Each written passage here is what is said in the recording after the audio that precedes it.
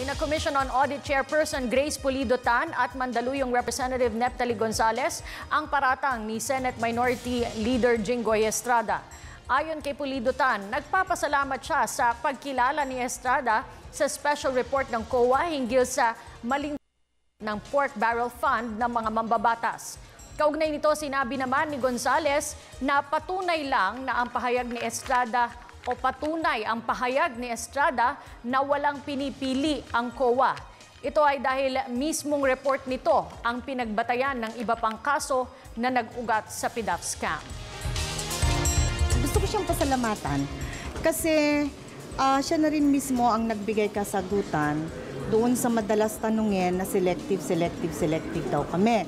Na bakit daw ang pinuntirya ng audit namin yung mga nasa oposisyon. But from his own mouth kanina, ang dami niyang sinabing mga pangalan na hindi sa oposisyon. No? So, so siya mismo yung nagko-confirm na hindi kami selective. Ang akin lang, if you say that it is incomplete and you say that mayroong violation ng konti, it is selective or whatever, pero yun din ang nagiging basis niya ngayon of delivering his privilege speech.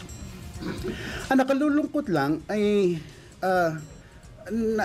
nadawit lang ako do sa speech niya. I really do not know what is his intention dahil para ma-divert ba yung attention sa amin and then haluan ng because I am a liberal member of the Liberal Party.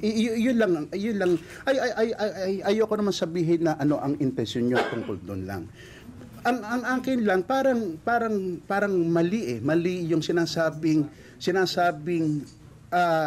bakit itong mga to hindi niyo dinidemanda?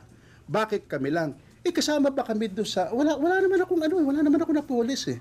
Ba't naman ako masasama? Sabihin ko, halimbawa, yung mga binabanggit yung mga tao, nakasama na doon sa mga affidavit na pinirmahan nila Ben Harluy, na sinasabi na ganito, ganyan, kasama yan.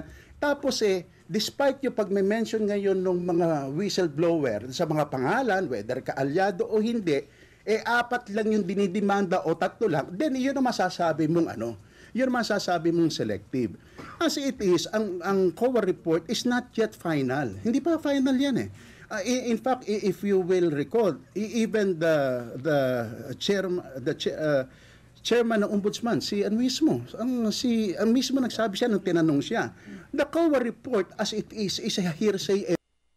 It cannot be the basis of a criminal prosecution.